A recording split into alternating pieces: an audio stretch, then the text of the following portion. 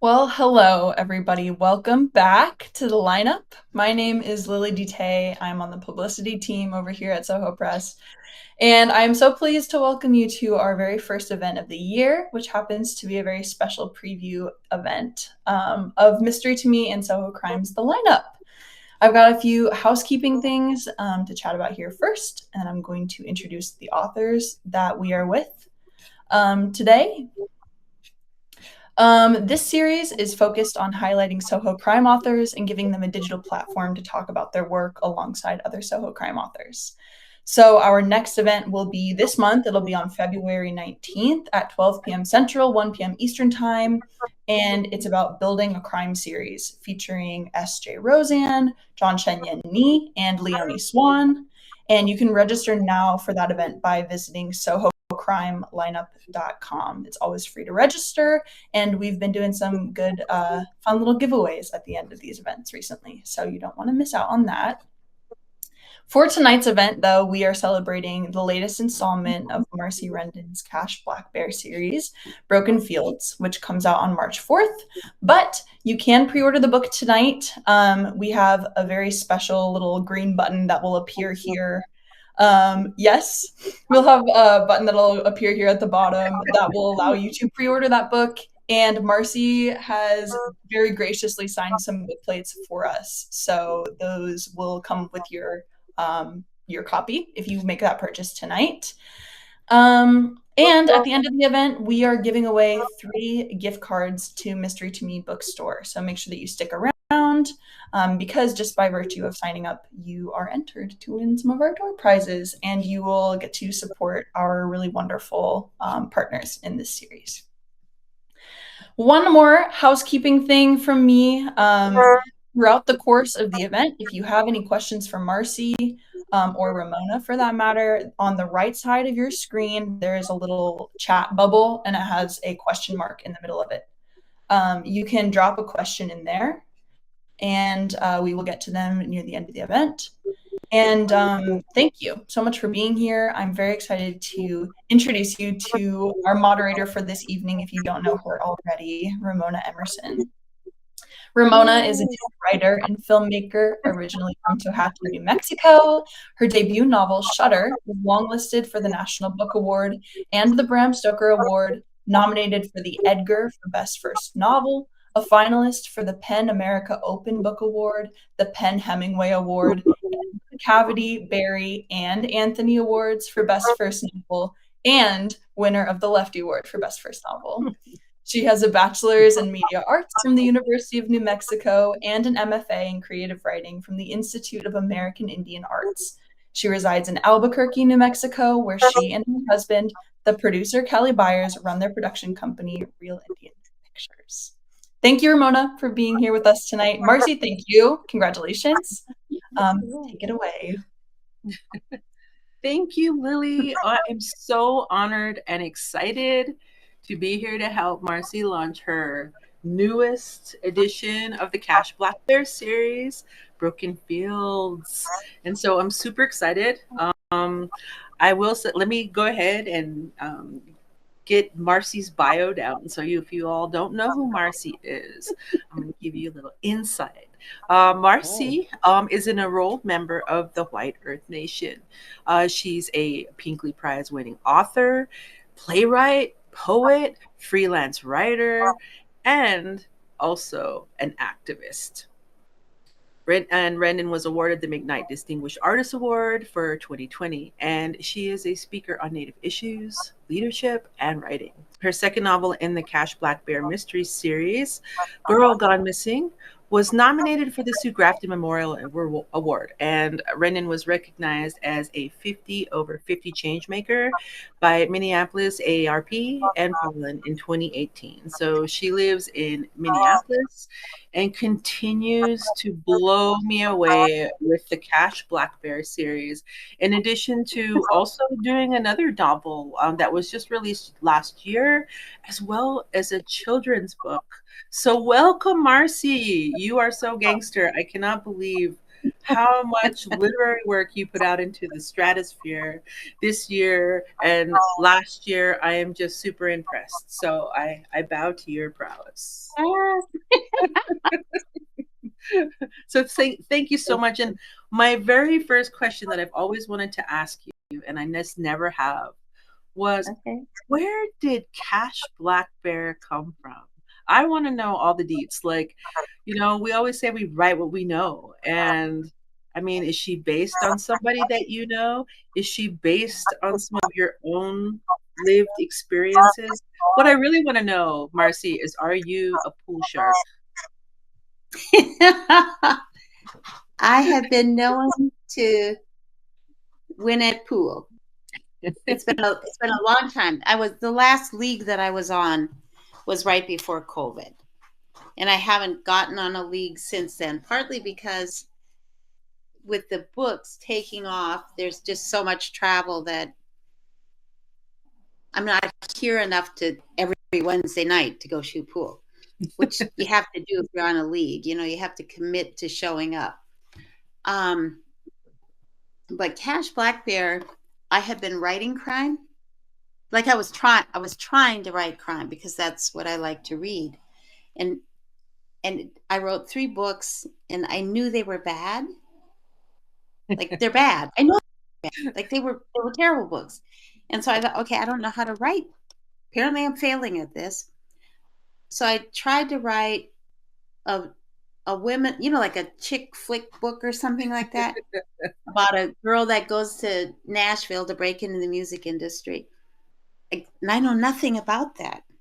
So I was trying to write that. And it seems strange, but Cash appeared over here and she was like, oh, no, no, no. And this whole other story came out that was Murder on the Red River, the first Cash Blackbear book. And as long as I was writing the story that was coming to me, I could tell that it was working. So that's how Cash, I can see her, I can hear her, I can tell you what clothes she's wearing, all of that. She's not me. This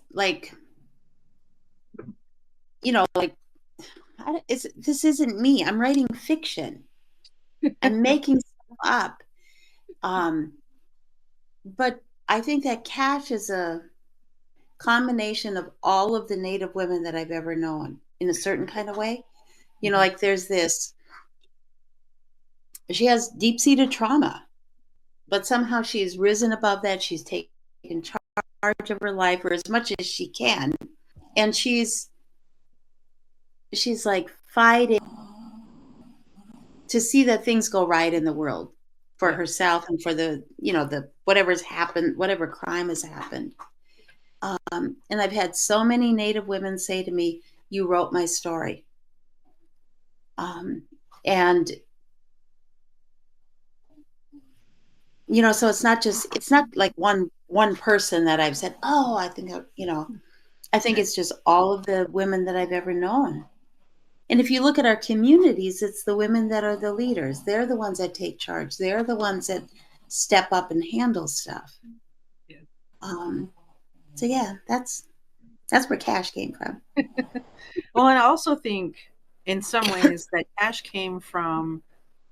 is like a direct reaction to where we as Native women have been put in outsiders' narratives, right? Mm-hmm. We're always projected as, either victims or, we're single moms, we're alcoholics, we're druggies. Like there always seems to be a negative connotation to the characters that are written about us by people outside of our community. So I really think Cash Blackbear is like a reaction to that.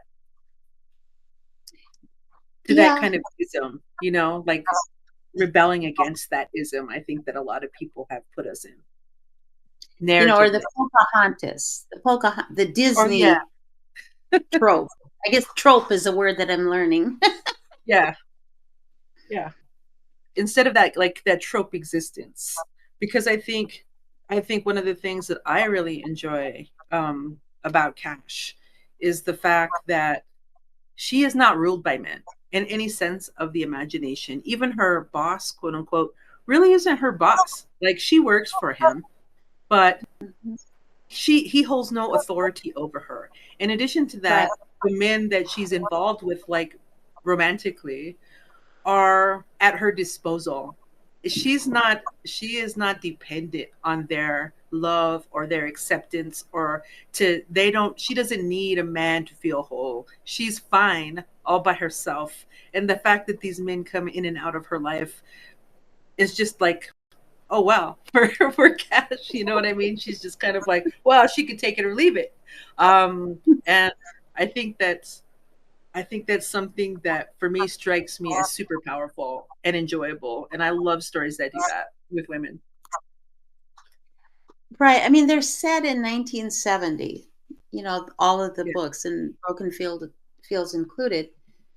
And that was the era of, the American Indian movement, the civil rights movement, the anti-war movement, women's liberation, Right. and so Cash is a product of that time period, which I had a woman ask me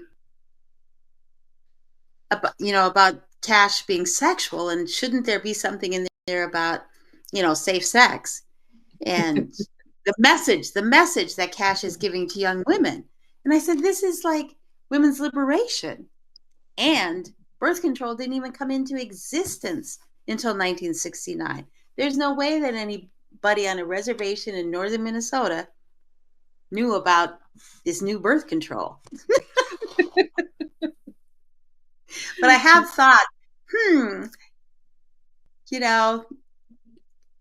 it put it put the thinking in my head, like, maybe I need to, because there are a lot of young people reading these books, apparently. Yeah. They're being read in high schools and colleges, and eighth graders wanting it from the public library. But you're right. It was a different time, and it was really a time of rebirth, as far as women's power was going. And so, how do you think? Can I say something there, though? Of course, I'm sorry, Marcy, please. Well, just that in most of the Native tribes, because each tribe is different, but in the majority of Native tribes that I'm aware of, it is the women who are in charge. They're matriarchal societies. They're, and, like, if a woman wanted a divorce, we didn't even have marriage, really. But if a woman wanted a divorce, she just moved his stuff out. That's the culture that I was raised in. Okay, now what you're gonna say? No, but I totally agree with you. I think that most tribes are matrilineal. I mean, I know that there are a few tribes here in New Mexico. I think like the Pueblos are not really considered to be matrilineal because the men are in charge of the government and they hold these canes of power, that Lincoln gave them, that gave them the right to have the power. But and the same goes for like Navajo Nation government, right? The men are there. Most of the people in office are men. The president's a man, right? But it is considered a matrilineal culture. And it's the women who run things. Like, nothing happens without the women. Absolutely. I mean, that we give them their illusion of power. But they know truly where the power is held, because they may talk a big game at council, but it's a different thing when you're at home. So I think that's an interesting thing. I mean, I wonder if anyone's going to tackle that part of it. The illusion of power that the men hold within Native communities. But I was kind of curious about, what do you think what cash would be like in our current environment, in our current state of affairs? Where do you think Cash Blackbear would be in 2025?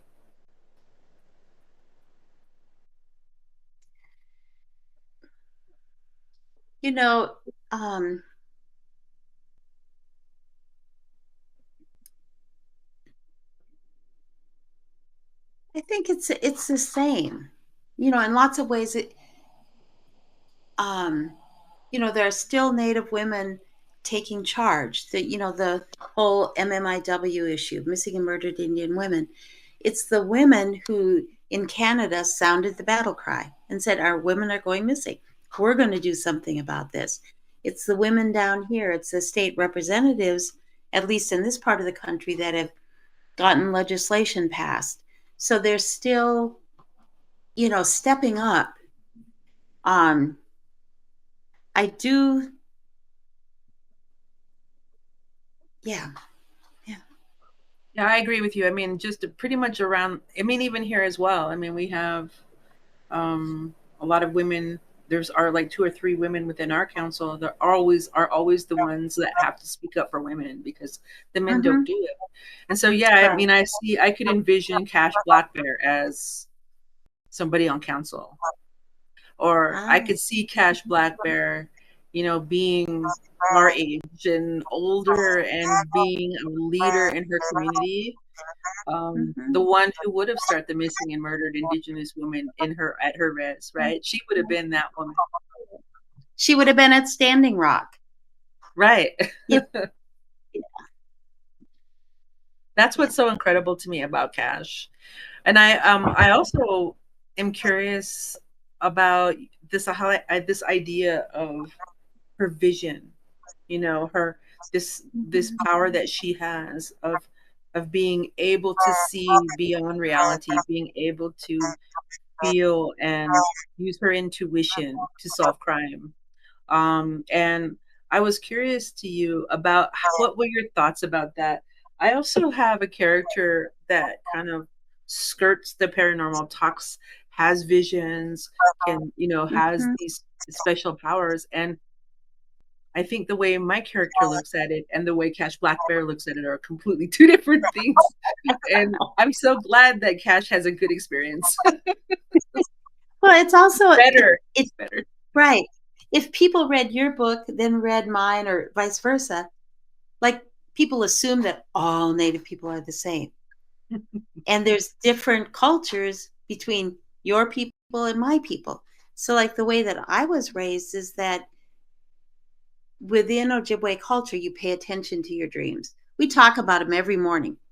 I drive my granddaughter to school. She tells me what she dreamt last night. She sent me a text this morning of her dream, so you pay attention because your dreams will tell you certain things, and you have to know what those things are.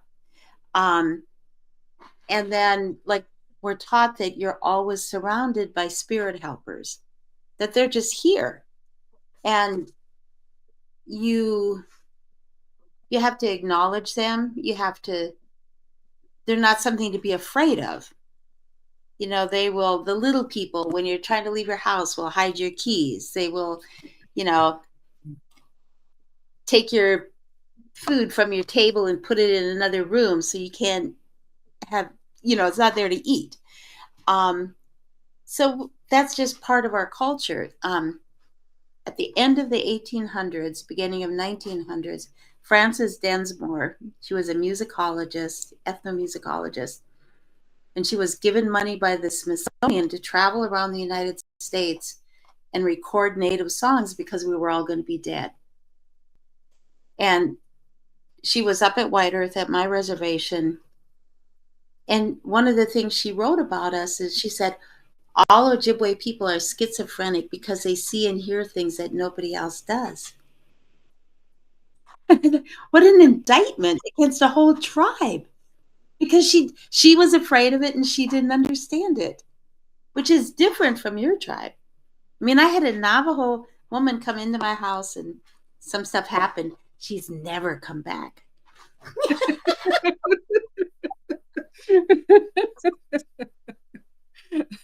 Yes, that's so true. And but Navajos are like the extreme. Like they are the extreme of that. I don't know if there's another tribe that's more superstitious, but if we followed all the rules, I don't think I'd leave my house. And I Yeah. certainly would just like be in lockdown at night because apparently that's And like you the wouldn't be worst. able to write it. Oh my God, no. Oh, I mean, just talk. I mean, I'm pretty far gone as far as that goes. I think I've talked myself into trouble. Um, but yeah, I think people just don't understand the difference, and I'm sure there are other tribes too that embrace that idea of being able to speak to your ancestors, and I Yeah. think in some way Danae do too. But I think also there are rules and regulations that go along with it. I think for us, but there's so much more to explore there, and I think that it's great that people are finally being able to be exposed to all the like several different viewpoints, different tribal communities, writers from different parts of the country and different tribal entities and nations, and so hopefully we're getting the point out there that we are not all the same and that we are distinctly different and have completely different belief systems and languages, and I think people sometimes forget that. They just don't know it. And the other thing is that this, for me, what I'm writing isn't paranormal. It's not magic realism. Right. It's real. Like, it's a part of who we are. And most non-native people don't understand that. And I think it's because, like their God and their Holy Ghost, they're invisible to them. Like they just like, if you say, "Oh, the Holy Ghost visited me," it's like, "Ooh, something's wrong with you," you know. So it's a different culture, a Right. different belief system, but it's not paranormal.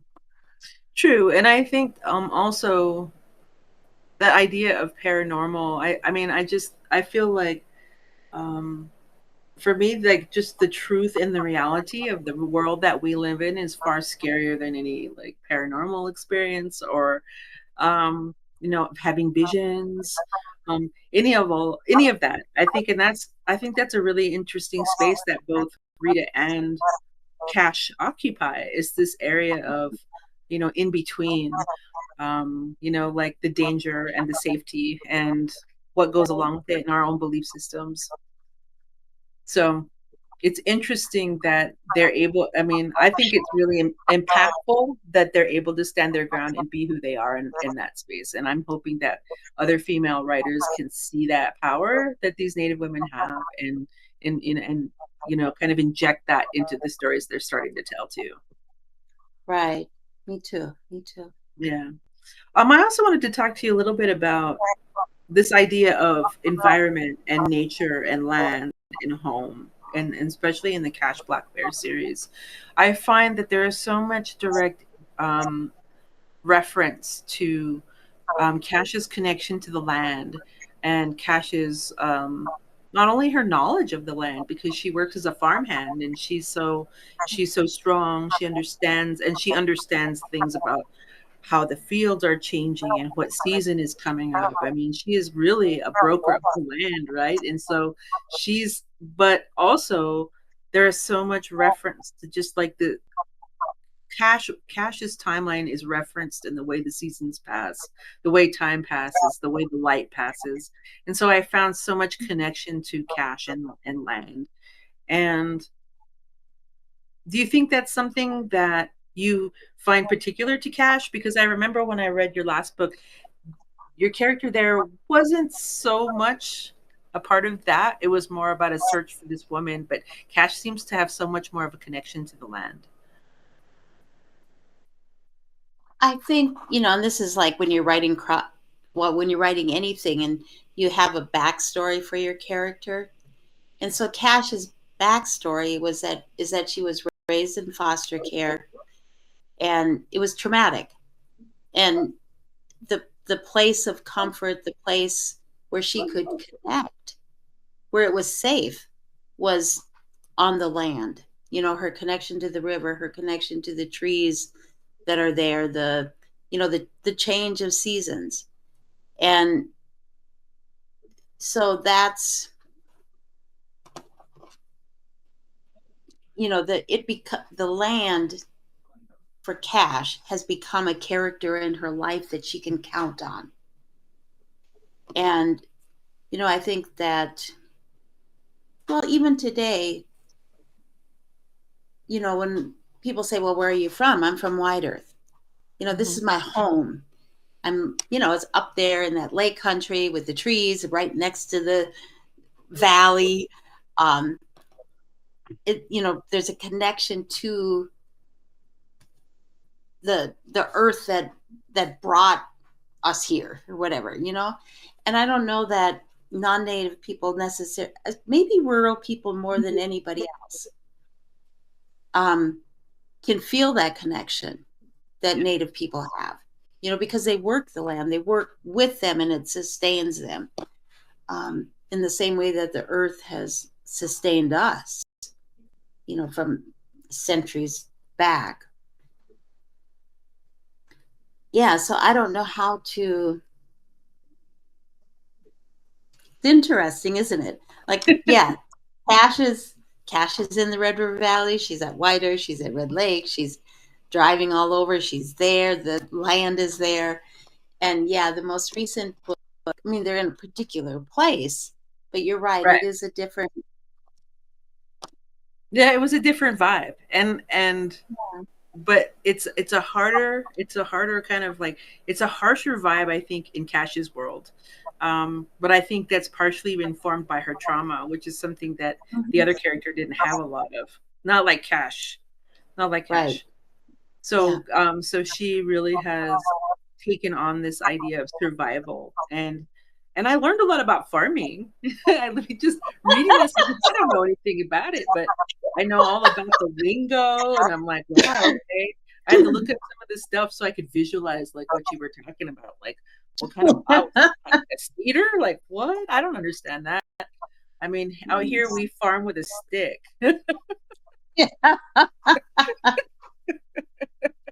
There's one bean, there's one corn. Right. One bean, one corn, one squash. Real slow process. So I had to kind of like do a little bit of research on that. But I mean, it marvels me. And I know a lot of women that are like Cash, who are just like physically strong and able to do so much of that backbreaking work out in the fields. And I don't think people realize just how hard it is to do that work. Oh, how hard it is, the long days, the and the earth, the earth controls what happens or doesn't happen. You can do everything right to make your garden grow just right, your field to grow just right, and then bam, there's a 12-inch rainfall, and there goes 6 months of work. I mean, it's heartbreaking in one sense, and then when it all works, it's this amazing thing that feeds all of us.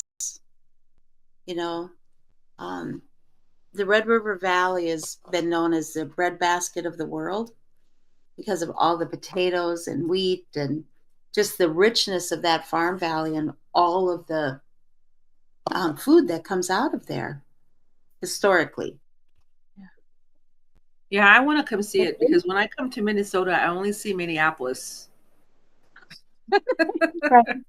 Not as beautiful and green, definitely. But I do want to check. I got to get up there and see Cash's stomping grounds. So this Cash Blackbear series, I wanted to ask you also about. I mean, because we both write series. But then you've also, which I have not done, is write something that's not part of a series yet. So what are the pros and cons of writing a series? I don't know if you've done this. I haven't. Don't ask me what color her ranchero is, because I have to look in the book to find out what the color is. And like, I keep forgetting her best friend in college's name. And so then I have to go back and find a book and read it in order to write the next book. And I have a friend who's a college professor. And she says, well, don't you have a spreadsheet? I'm like, what? And she said that, like, authors who write series create a spreadsheet that tells them, like, here's the bartender in Fargo, here's the bartender in Twin Valley, here's the, so like all of that information is there. And instead of like me, no, I have to go back to page through previous books. And there was a student who was supposed to create me a spreadsheet of the first three books. And then COVID hit, and it was a disaster. So that's what's hard, is trying to hold all of that in your memory. If you don't have it written down on an easier thing than rereading all the previous books every time. What has, and people love cash. They're just like, when's the next book? When's the next book? That's good. I can write the next book. With the standalone, that Where They Last Saw Her, there are things in that story that, and it's mostly been Native people, have asked me, well, what about this? What about that? Well, there isn't an about that. That's it. That's the book. And, so you're not going to revisit it again. They're not going to know like there's a woman in that other one that has a baby. They're not going to know what happens to the baby. But if it was a series, that baby would grow up or something, So the difference for me has been readers' reactions. Mm-hmm. They want more of the characters. They want more. And I just have to say, sorry. On the stand, you don't get more. Well, I mean, The writing is the same, Ramona. I'm sorry? The writing is the same. Yeah. Like you build the character, you build the story, you build the environment. Right. The world. Yeah. But the world is extended, I think, when you get the series, right? And I have not done a spreadsheet. I have absolutely not done a spreadsheet. I don't have a lot of characters. There's like a real solid base of characters, and I seem to know them fairly well, but I'm like you. People will ask me stuff and I'm like, I don't know. And I'm only 2 books in and I'm like, I don't know. I don't remember that. Did I say that? Like, I don't remember. I have to go back and look. So what's Rita's last name? Totacheetney. I know that. Yeah. See, like, what's Cash's last name? It's Blackbear. What's her first name? Her real first name is Renee. There was one book where I had every bartender named Shorty. Really? In Fargo, in Twin Valley, and all over the place. Everybody was Shorty. And I didn't catch it until one of the final edits. Nobody else caught it either. Well, I kind of feel too, like, I mean, at the end of this, you left it wide open. Like, obviously this is not over. I mean, and I don't want to, ask you how far you're going to go, because I think that's the question I always get too, and but at the same time, I know just by reading the end of this book that there's more. There's more. Yeah. So Cash is not at ease at the end of this book, right? She's still on edge. And I don't know.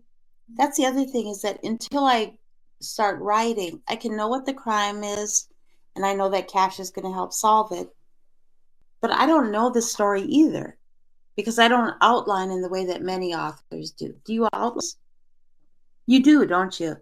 Well, I started to, because the second book was a mess. Like, the way I did it, did it with no outline, and it was just like, it was so disorganized and crazy that I knew I had to outline. But I think we've kind of had this conversation too before. It's like we may not have like a physical outline like in our computer or on a pad of paper, but it's in here. It's mom brain. It's the mom Yes, brain. yes, it And I is. think people like don't realize that moms can store a huge amount of information up here because we're secretly writing our novels while we're doing dishes and making dinner and yelling at everybody because their socks are on the floor or whatever. We're Yeah. slowly culling our stories. So are you already slowly culling the next episode of Cash Blackbear, or has that started? Yeah, I've got like this much of it written. And then there's a bunch more floating around in my head. So that when I do get a chance to,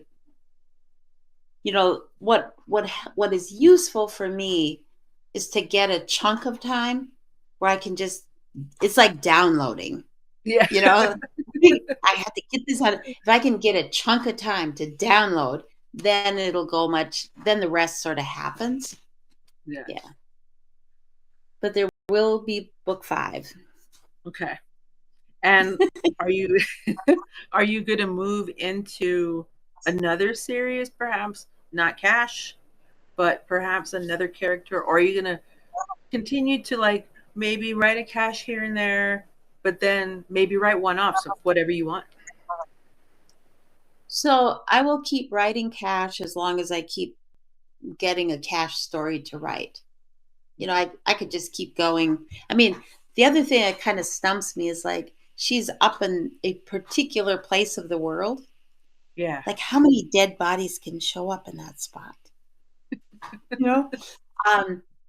But maybe she, I don't know. Maybe she expands her territory. I don't know. So that's but I'll just keep writing Cash. I don't have a plan for another series. I am writing another standalone.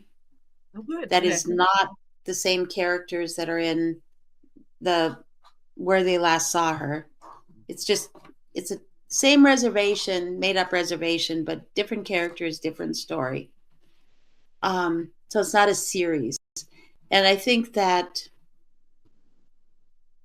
I just don't have the, yeah, I can, you know, I can imagine writing like in, I forget which book it is, the second Cash Blackbear book, her brother shows up. And I can imagine writing a side book with her brother as the main character, but it's still Cash's world. Mm-hmm. That sounds really interesting. Uh-huh. Um, but I wouldn't start a whole brand new series. Are you Gotcha. going to? Have you started? Are you doing that? No, I haven't. I mean, I'm kind of really interested in writing a one-off. Like writing, I love Rita, and I'm not saying I don't want to write Rita anymore, but Yeah. I just feel like I want to write something that isn't Rita.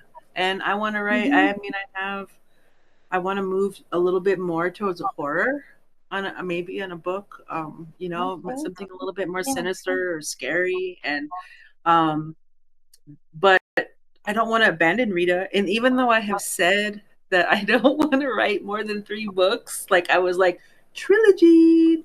Yeah, I'm exactly the sacred number. Exactly. Yeah. So I better be super Navajo and write 4 and be super secret. Don't you have other worlds too? Like is the sacred number 4, but then aren't there layers? Oh, there's layers. Yeah, there's more. There's worlds, right? It's Yeah, like, see? oh, There man, you there's go. a lot of rules. I'm telling you, a lot of rules on Danae World. Lots of rules. But that's so great. I'm so glad to hear that. At least there, is more plans for more Cash Blackbear. Do you see Mhm. your work um ever being put on the screen? Do you ever hope that might happen, or like, would you ever wish for that to happen, or do you ever envision Cash Blackbear on the screen? just about every person who has talked to me about the books has asked, when is this going to be a movie? When is this going to be Netflix? When is this going to be on Amazon? I write. That's what I want to do. If it happens, yes, that would be great. That would be good. But I don't know how to make that happen. Yeah. I don't.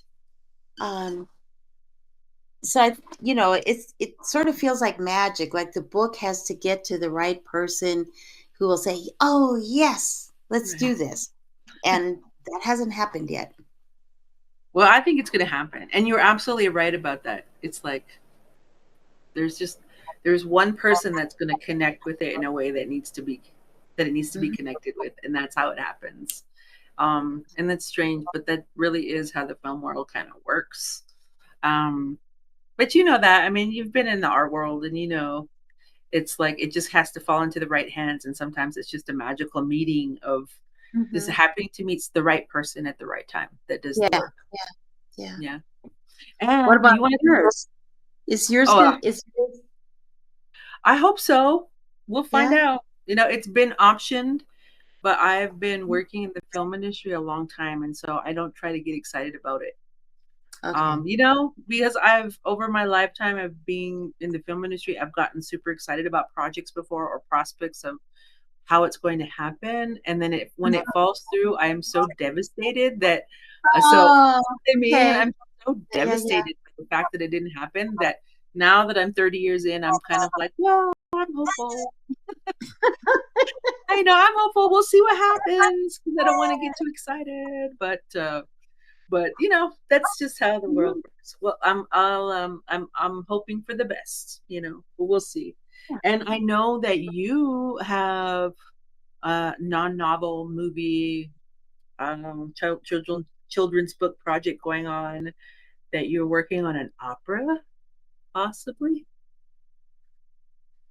Which I think is like, well, I know you work as a playwright, but this prospect of working. I have a play.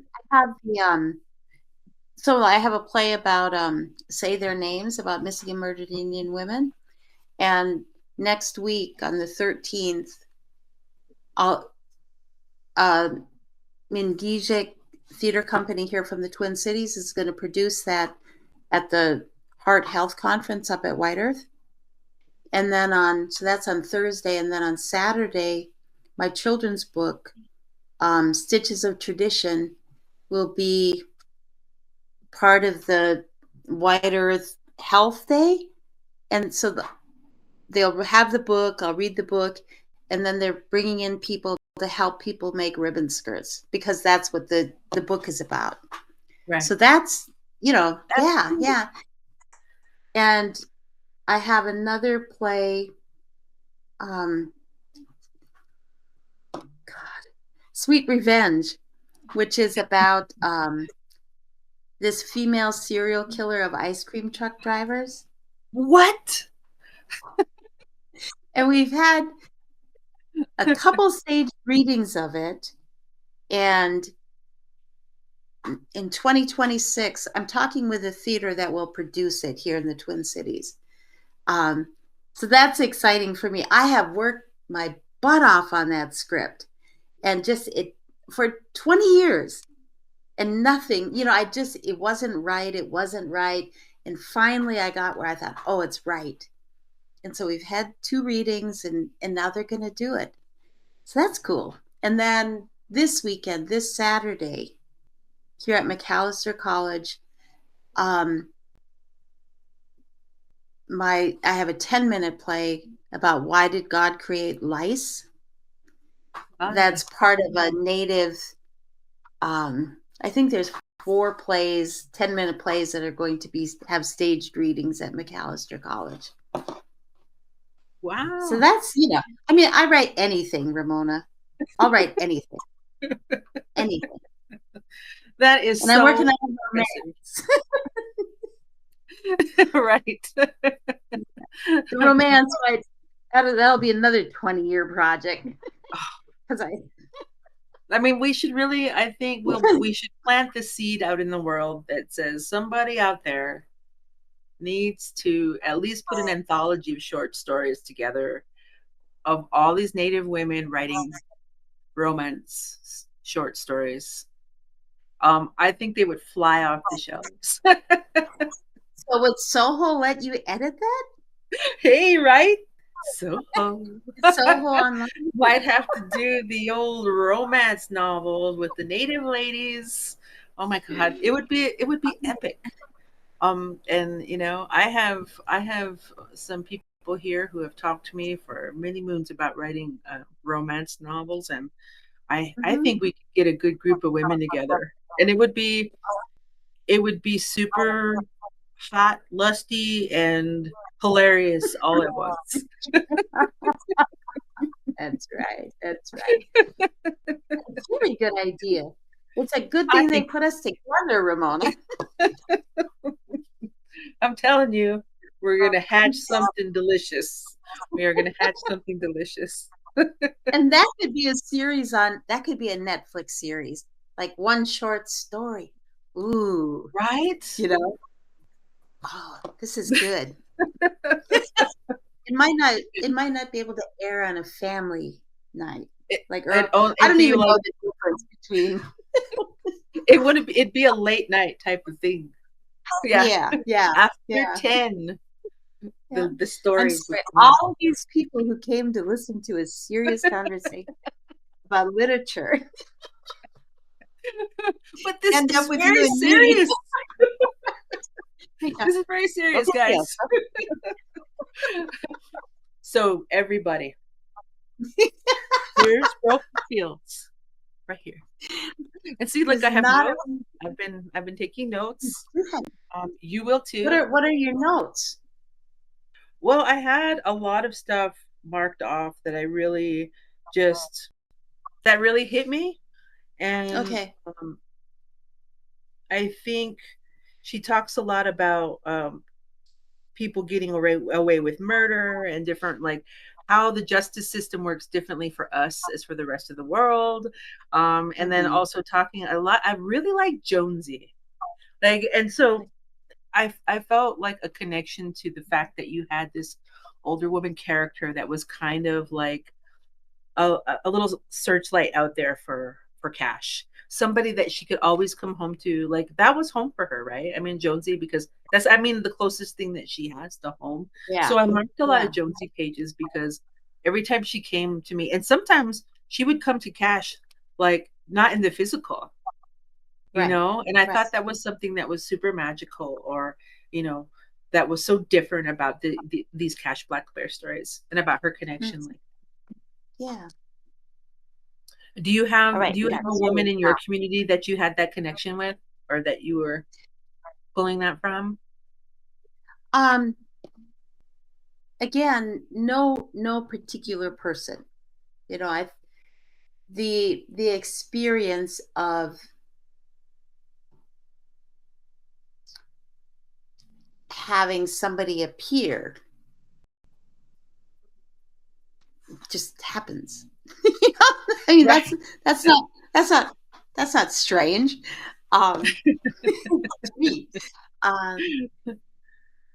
You know, it seems to me that in writing the series, people, well, both Jonesy and Wheaton, like Wheaton, I was doing a reading and somebody said he doesn't do anything.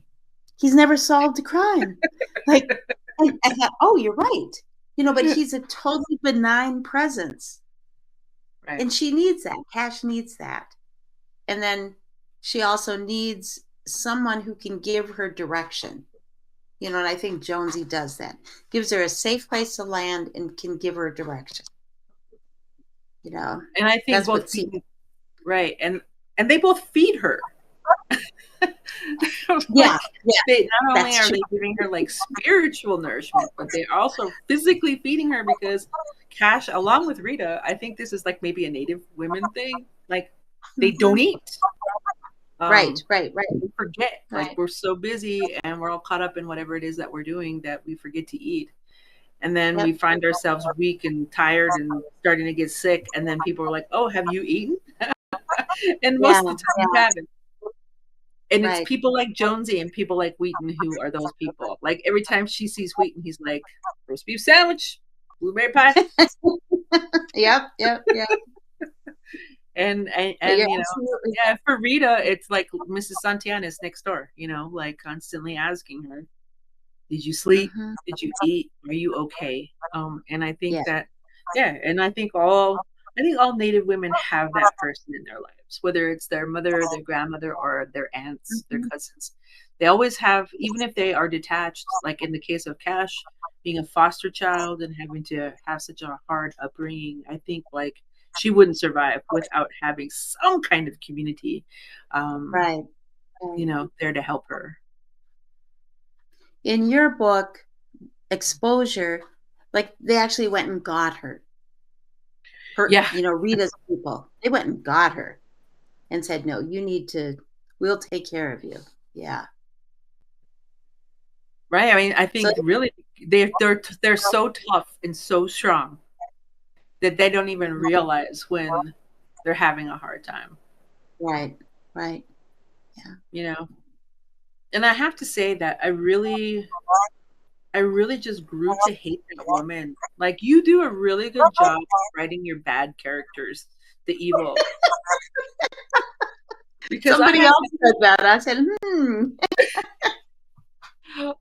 I had some hardcore hate going for that lady. And then she's kind of a skunk too. Like not only is she horrible, but then she's also a skunk.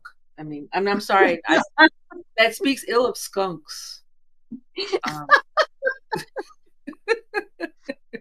but I imagine that, um, like Cash and like all the rest of your characters we talked about, like where does that come from? Where do those characters come from? And I would imagine that she comes from a bunch of people that she met or had to deal with at some point in your life.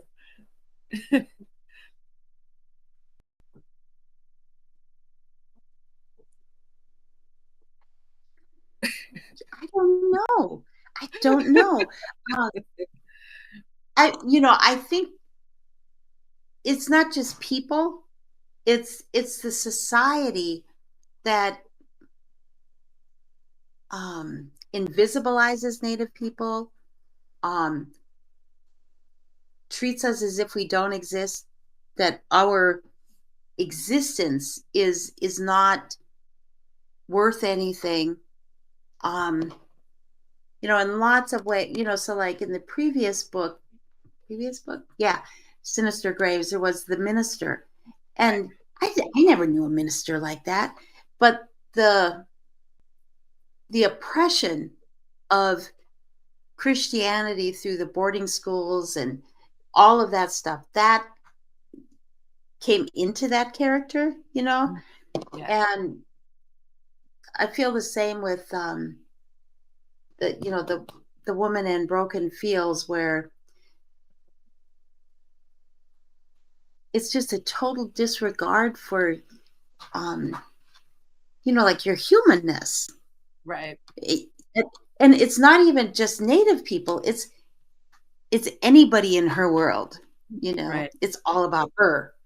And I think that that's kind of like the society that we live in. Right. Yeah. Absolutely. I totally see the parallels there. And and I think it's just a direct reaction to kind of like living in this world. And like we are Mhm. writing about this, and yes, we are writing about things that happened in your case in the 70s, in my case sometimes the 80s, 90s. And like we're kind of writing behind us right now, both of us. And so, but I still think we're reacting to our own personal experiences and what the world is bringing right now, right? Right, Even though we're right. writing the past, things haven't changed, right? No, no. And in fact, they've gotten worse. In some cases, they've gotten worse, right? So, like, I think our characters are a direct reaction to that phenomena, of Yeah, evil, and and the church, yeah. Or it could be the educational system, right? where things are so oppressive for Native people. I mean, I have a grandchild that's what, 8. She's 8, and people are telling her she's going to get deported. Oh my gosh, Oh my In the God. school, you know, the kids. Yeah, the little kids. Where did they pick that up? Oh my gosh. Yeah. Oh my gosh. Yeah.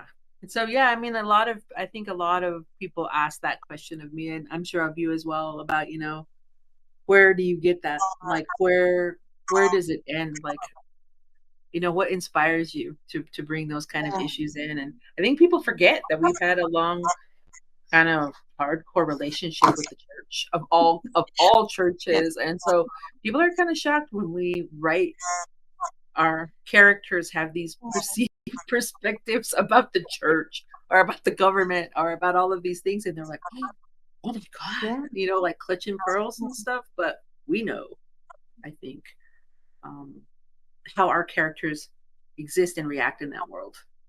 Right.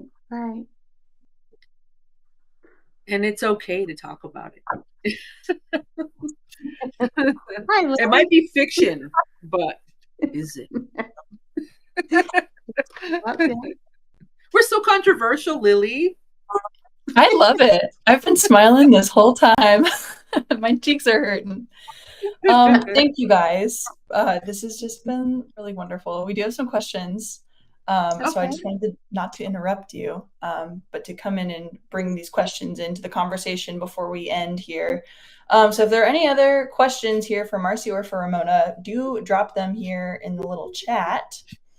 The first question came from Portia, who said multiple times that they love your books. They're on the second book of Ramona's right now. And this is Portia's question. I've read a lot of fiction by and about Native Americans, especially the Dene. My first reaction to Rita was related to her relationship with the Chindi who come to her. She isn't afraid of them and doesn't go out of her way to avoid them, as Dene are usually portrayed in fiction. What made you portray her so differently from nearly all other portrayals? I think what it was the fact that I'm actually Dene.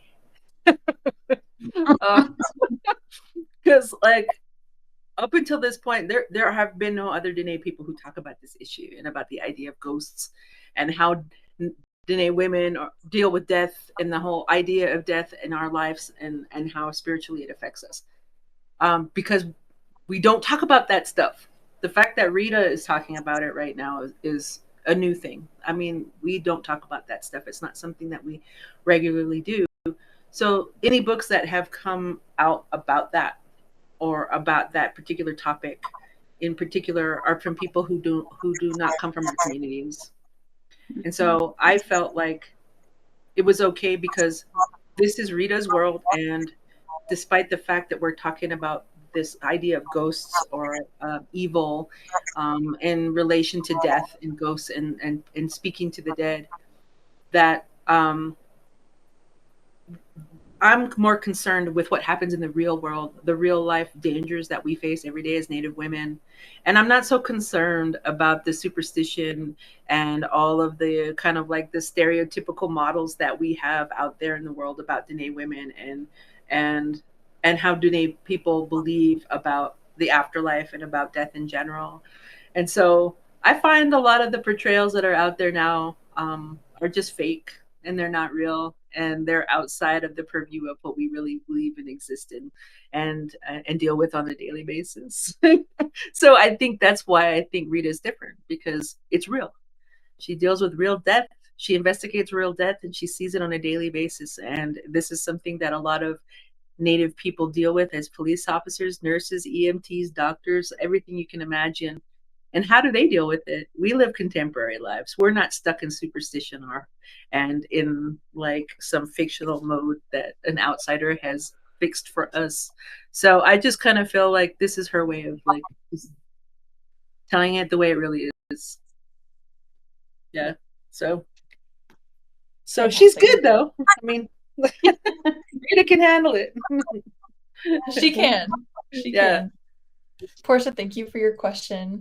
Then we have a question from Rick that says, I read all 4 Cash Blackbear books. Did Cash ever have a male partner? It's been a while since I read them, each when they came out. He has people has relationships with. She doesn't have like one main person. Yeah. That's And like that's what we'd that like on to that. call. It's like what we'd like to call snags.